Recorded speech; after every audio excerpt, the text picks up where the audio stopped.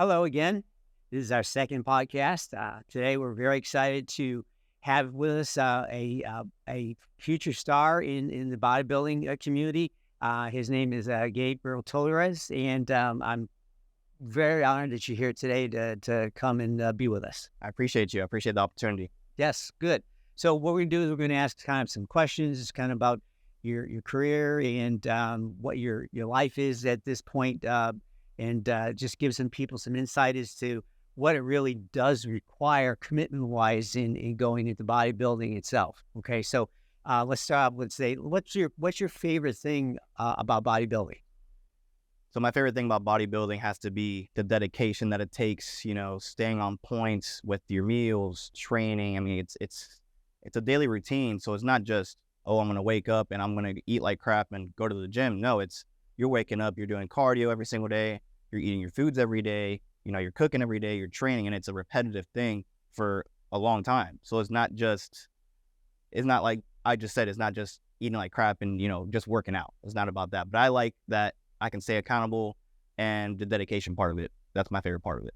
Yeah, and dedication is really a very important part of it because it's not so much that, I don't feel the mood or that. It's, you were just sick. And yeah, still going to the gym. So it's a commitment. It's a dedication. It's just a grind every day. You got to do it. Okay, cool. And I know certainly being in where you are in the sport that it does require some coaching. And so do you have a bodybuilding coach, and what is the advantage of that? So I have a coach. He is in Mens Physique. He is probably the best coach, I would say. I know people are gonna, say, whatever about it. But he has, if I'm not mistaken, the most pro wins in Mens Physique. So he's up there. He has Mr. Olympia Mens Physique, which is #1 in the world for the people that don't know. But the benefits of that is that a coach can hold you accountable, but also they can figure your body out if you don't know your body. So for shows, they can peak you the correct way. You might not know how to peak yourself. When it comes down to peaking, it's real crucial. You have a window that you could either not be full enough or spill over. Once you spill over, that's it. But, having a coach is real good accountability, someone that's going to be checking on you, make sure you're on point every single week and following a guideline, having that guideline to reach your goal. That's good. So, I mean, I know there's a way to choose a coach. So you can kind of go through how you selected that coach for your training. So at first, when I started, I had just a local coach, and came to a point where I just wanted more. And I just did a lot of research because I'm in Mens Physique. So I did a lot of research on Mens Physique coaches, and Ariel popped up. Another one was Omar Ventura, which is another known one. So all the research that I did, I saw that he had a lot of wins. He had Mr. Olympia. He had all these characteristics that I would want. But for some reason, I was like, I'm not even a pro yet. I'm just an amateur. So I'm going to wait to reach out to him and see where it goes. I had so many people say, don't wait, just try it now. Worst thing he could say is no. Okay, cool. So then I reached out to him, sent him a couple pictures, and then it came about 2 weeks later. He was like, let's get to work. I like what you have. I see potential in you. I think this will work really well. So that was mind blown. I mean, a coach that big, I did not expect that. That's like a Ronnie Hambod type deal, So that's something I didn't expect. But to pick a coach, I would go off of, wins. What kind of look is he bringing to your specific category? And also a big thing about coaches is communication. How's this communication? You don't want somebody that's, not reaching out to you, or you send him a message, and you're still waiting 2 days later. My coach, I can hit him up and he hits me back up within 5-10 minutes. He's on it. But that's a good way to pick out your coach. Okay. So with regards to bodybuilding competitions, I mean, how many have you been in at this point? So I've done currently 1, 2, 3. I'm going to go on my 4th one now. So I did Monster Classic, which is my very first show in Lake City. I took first in that one. Which one was next? I did Clash after that one, which it was the biggest Florida NPC show. I took first place and I took overall on that show. That qualified me again, because I already qualified, but that qualified me again for nationals. So I did nationals right after that. And then I took home fourth out of, I mean, had to be at least between 40 to 60 guys. I mean, there was a lot of guys in my category, but I took fourth place. I was super happy. Fourth place is huge at a national show. National shows are not easy at all. But yes, I've done 3 shows. Now I'm going to go for my fourth one, which is for the pro card once again. I fly out to Vegas in 3 weeks, or actually, no, I fly out in 2 weeks. The show's in 3 weeks today. And yeah, we're going to go for that pro card. Nice. All right. So you preparing for each one was kind of different. Is that right?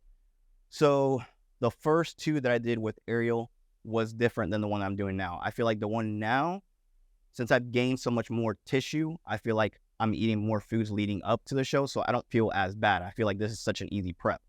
The past preps were super harsh. I mean, I was no energy, completely drained. I was just dragging my days along. I didn't want to wake up. I mean, it was horrible. Now, I mean, it's so easy. But I've also been doing it for so long that it's easy for me. Easy for me. I don't come off diet. I don't stop cardio. I mean, everything has been, like I said when we started, it's consistency. So yeah, I mean, it makes it easy. Good. So I know it's a couple of weeks before this pro qualifier for you. So what would earning your pro card mean to you? So it actually would mean a lot. So here's the thing. So I have goals. They're not dreams, because dreams are dreams. They're not reality. So I set goals. So my goal is to get a pro card. Once I get the pro card, that would pretty much make me start over, I guess you could say, but in a different level. So being in a pro level, at that point, you're not just qualifying for a national show anymore. When you're an amateur, you'll be qualifying for Olympia. My all-time goal has always been, my dream has always been to go to Olympia. So this right here would be huge for me, because then I'm going to get to that Olympia, stage. So yeah, it means a lot to me. I've always wanted that pro card, been chasing it for the past, 2 years. I'm so close. So why stop now, But yes, it's going to make a huge impact in my life for sure. Yeah, and it's going to open up some other avenues for you too, with regards to the line global formulations and other things too that you promote. Correct. Yes. A lot of things come with that. I mean, once you get to a certain point, and it doesn't even really matter nowadays about sales, followers. It's all about you putting their brand out there, but also they want to see you work. They don't want to see you relax and just post a picture here and there. No, they want to see that you're doing shows, you're winning, you're making a name for yourself. So yes, a lot of things come with that. A lot of things. Good. So is there something about bodybuilding that you know now that you wish you knew when you were first starting out? Yes, dieting. So everybody always, it flies over their head all the time. They think they can just go to the gym, work out, and they're going to look great. And then they can go eat a pizza right afterwards. It doesn't work like that. And it's crazy, because I'll see I'll see someone that I saw 2 years ago, and I'll see them today, and they look completely the same. Why? Well, it's because they're working out. Yes, they're working out. They're training hard, but they're not doing the main part, which is dieting. So yes, when I started, I would just work out and diet was not there. So whenever I did implemented that diet, things started changing. I looked so much better, felt 10 times better. All around. I mean, you have better energy. You have more of a positive mindset. I mean, there's so much to it. So dieting is one of the biggest things that I always overlooked, and a lot of people overlook too. So that's it right there for sure. So I know there's a lot of beginning bodybuilders out there that are listening to this, and they see you as a mentor from that point of view. So what kind of advice would you give somebody that's just starting out in bodybuilding? So a lot of people think they have what it takes to make it to the pro level the next day. It doesn't work like that. It takes time. It's going to take muscle maturity. There's a lot of things that it takes to get to that level. Some people have it, some people don't have it. But here's the thing. You should never give up. So my thing is, I'm going to keep on pushing until I make it. There is no giving up. There is no button that says give up now, So that's one thing. Stay consistent with your diet. Stay on top of everything. Make sure it's a routine. You're waking up at this time. You're doing this. You're eating your meals at this time every day, because eating your meals at a certain time every single day is crucial. You can't be eating, let's say, your first meal at 7 a.m, but then tomorrow you're eating it at 10 o'clock because you woke up late. It doesn't work like that. You can't just push your meals or combine 2 meals. It doesn't work like that. But those are definitely some things. So my main thing, like I said, is never give up. Don't ever give up. You take first place, cool. You take 10th place, cool. It's a learning. It's a lesson. It's a lesson. It's not a loss. It's a lesson. So yes. Good. All right. So I want to kind of change gears a little bit. I want to go a little bit into the life of Gabe, beyond just the bodybuilding part. So what does family life look like for you being a bodybuilder? So I'm real close with family. We used to do a lot of barbecues. We used to go out to eat all the time, vacation.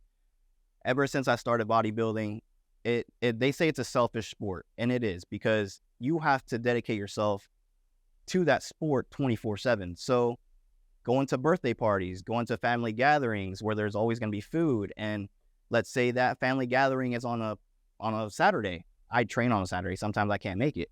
Vacations, I had to bring all my foods. So that stuff takes away, and you have to know that, because that could be a good thing or a bad thing. But for me, it's been good. Everyone supports it. Everybody knows where I'm going. They see my goals. So, I mean, I cannot complain. I can't complain at all. Yep. So what's your favorite non-gym activity? Non-gym activities. So I have a really busy schedule, so I don't really do anything outside of the gym. That's literally all I do is eat, sleep, and work out. But I used to love cars. I was always into cars. I used to go to a lot of car shows all around, the United States. I've always been into that since I was little. I was growing into that through my cousin and my parents and all that stuff. So I've always had that love for cars. This is probably my third car I've already built. I mean, I see it now as a waste of money. Back then I didn't. I could have invested that money in something else. But yes, that was my hobby. That was my hobby back in the day. Yep. Excellent. Didn't know that about you. Yeah. So what does a typical weekday look like for you? So I'll give you a whole rundown. So I'll wake up at 5 a.m. every single day, from Monday to Sunday. I do my cardio. I do 40 minutes of fasted cardio, which meaning fasted as in, no foods, no nothing. I drink my supplements. So I drink, I'll drink my burn and my heat. I'll mix those two. So I'll drink that. I'll take the pills and I'll take the powder. I'll wait like 15, 20 minutes, let it activate. Once I start feeling it, heart rate starting to go up, I hop on my cardio bike. I'll do 40 minutes. Right after that, I'll wait till 7 o'clock. I'll have my first meal, and then I go on with my day. So pretty much I go to work, have my, following meals. I get home, shower, get ready, go train, which a lot of people say, oh, I'm too tired from work. And I work outside, and it's not easy. So a lot of people say, oh, I don't got time for that. And that's the thing. It's either you want it or you don't want it. But I go to work. I come home, shower, get ready, eat my meal, go to the gym. I'll train, and then pretty much get home, get everything ready for the next day, and start it all over again. That's me literally every single day. Never. So I think the key thing to take from that is, yes, you do twice a day workouts, but you do your cardio in the morning. Okay, and that's really important to kind of distinguish with people, because if you do your cardio in the end of the day, it's different. Much difficult to get rest recovery in that regard too, because that's another key part. You need to get that rest recovery in there. So yeah, it is very much. Yes. So what is, if you go to the grocery store? So what does shopping at the grocery store look like for you? So I've been on diet for the past almost 4 years straight. So my actual foods don't change. So it's literally your basic rice, chicken, beef, and asparagus. That's all I eat, and cream of rice. So that hasn't changed, but in the off season, sometimes I'll eat a lot more. So I'll get more of that quantity. And then whenever I'm cutting, obviously foods are a lot lower. Things start getting cut out, like sauces. You start monitoring salt, sodium. So things like that, little things change, but there's nothing drastic, but it's expensive. A lot of people think, it's easy. All I have to do is eat 2 meals, chicken and rice, and that's it. No, it's a lot. It's a lot. You have to get the right quality chicken. Correct. You just don't buy any chicken. That's just really important. Yeah, I do chicken breast. I'll do my beef is super lean. Yeah, stuff like that, quality. Now you mentioned about using sauces with it there. What kind of, so to help people, get through these meals like that, what kind of sauces do you put on to make it work? G Hughes everything. G Hughes everything. I mean, he has some things that I stay away from, like his I think it's shrimp sauce or something like that. But stuff like that I stay away from. But all his main sauces like teriyaki, all his barbecues, they have literally nothing in it. Maybe a little sodium, but it's not high sodium. So that's a good way to dress up your food, because I don't use seasoning like that. I use Dash, which Dash doesn't have that kind of flavoring taste, that rich taste. So I just cover it with some sauce and it's good to go. I mean, to me it tastes amazing. Yeah, there's not many. There's how many sugar grams in there? It's very low. It's super low, if any. Good. Yeah, so that's a good point to get people to look forward to eating repetitively that same food all the time, because that's the way you get through doing that. Yeah, and it gets old. It gets repetitive and old. So, you can switch up your sauces and it's like eating a new meal again, Good. So yeah, it definitely helps. So let's kind of switch to another important part of your training journey, which is supplements. Okay, obviously supplements for you are a big part of you do spend a lot of time in here with purchasing supplements. So what I'd like to do is let's kind of go through some top three choices that your top three go-tos. If you only had three to go with for muscle building, what would you do for supplements? So as you know, Global Formula is really the main brand I usually go with. So for muscle building, I like to stay lean year round, or as lean as possible. I still like to see my abs, and the benefits to staying lean, it's because if you are going to do a show, you don't have to work as hard or suffer as bad if you're already kind of lean, So my top three would be a mixture of repair for recovery, biocarbs, and also I'll go with force. So all that mixed together is what I use for my post-workout, and it's good for recovery, muscle building, and just fullness, all around fullness. So that's what I like to use on my off season. Okay. Yes. How about so obviously in your prep season now, so what would you recommend as your three go-tos during your prep? So for prep, it's going to get to a point where I can't use supplements, which would be probably next week. But I will still be using my burn and also my heat. So that's for fasted cardio, to burn all the excess fat and water. So those are the two supplements that I use for that. And I'll probably still use my repair for recovery. You got to have recovery no matter what. So yes, those are the three that I would use on my prep, or that I am using on my prep. Yeah. And just from a general health point of view, what kind of things do you do to just help supplement the necessary things for your health? So I use a lot of things for health. Health is huge. I mean, if you know, in bodybuilding, that's a huge thing. So I'll get checked. I'll go to my doctor every 3 months just to make sure everything's good. You always have to get checked no matter what. Now for supplement wise, I use kidney support, liver support, fish oil, Tudka, which is also for liver and kidneys. I use a lot. I mean, it's pretty much all Revive stuff, fibers, greens. I mean, all that stuff. You got it. I mean, it's expensive, and that's the thing. A lot of people don't see that sign. They say, "Oh, supplements are a waste of money." It does nothing, but it actually does. I feel so much better with all supplements that I take. I feel I am healthy. So it's working. But yes, I take a lot of Revive supplements for all my supports. Why? I mean, I know people come in here. A lot of bodybuilders come in here specifically looking at Revive. What is the Revive line compared to other general health lines for you? So in Revive, I see that their dosages are pretty much doubled. So someone like me, I would take double the amount anyways, just to be on that safe side. But they're already pretty much overdosed. That's why they stick out to me more than any other company does. And that's why I use them, because health is priority. So you got to make sure you're taking the correct amount, and if not more. So Gabe, we want to talk a little bit about how you do your workouts. So take us through a week of your training. So how do you group your workouts? All right, so pretty much giving you the rundown. Mondays I'll do chest. Tuesdays I'm doing back. Wednesday's my off day, just straight recovery. Thursday I come back, I'm hitting shoulders. And then Friday I'm going in, I'm hitting chest and back. And then to finish off the week, Saturday, which today, I'm hitting legs. So that's the way I like to split them up.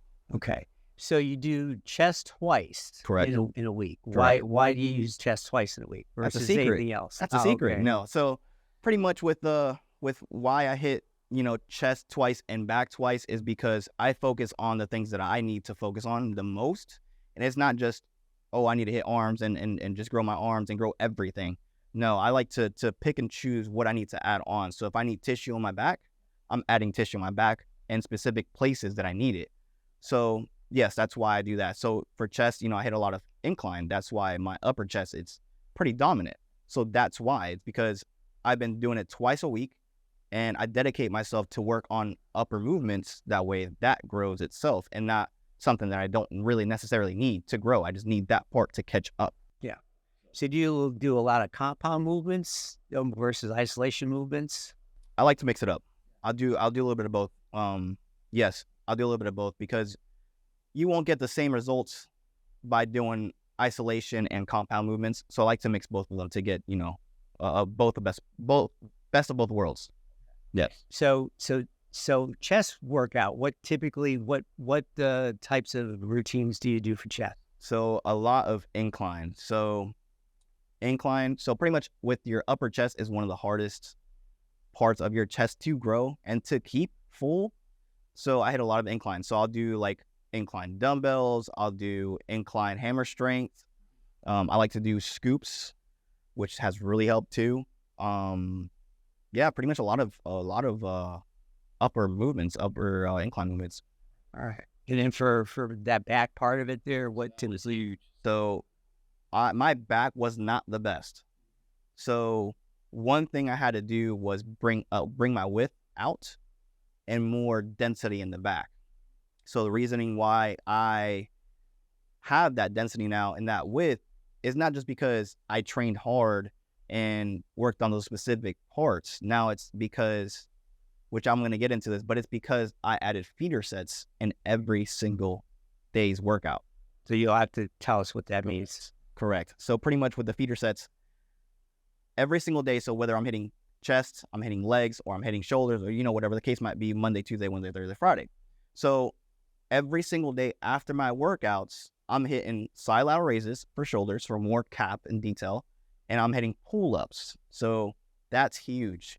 Not a lot of people know this, but I hit pull-ups every single day, and it's brought up my back a crazy amount. I mean, density, fullness, width, everything. So it's made my back look really good. So ever since I did that, I've seen a huge difference. Coach has seen a huge difference, and I'm just going to keep rolling with it because it's been working for me. Yeah, I've incorporated doing, do you just do your own body weight or do you add weighted pull-ups to it? So I'll start with my own body weight. So pretty much I go failure. So I'll do the first set, however many I can. And then the second set, I go to failure again, which it's probably looking like, first set's probably looking like maybe 15, 20. Second's going to be probably like 12 to 10. And at that point, I'll throw on like, a 30 pound or 50 pounds. And then I just go till failure. And I'll do pretty much 4 or 5 sets of that just to completely burn out and activate, your back. And you don't have anyone you work out with. You don't have like a spotter, anybody that helps you with negative. You do. I do. I work out with my buddy David. He has really been there to push me. And it's smart to have a spotter. It is smart.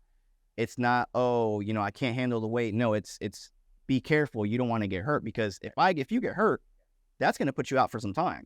So what's the point? Why ego lift? If you don't have a spotter, don't put up the weight that you're unsure about. It's that simple. Don't be dumb in the gym. No.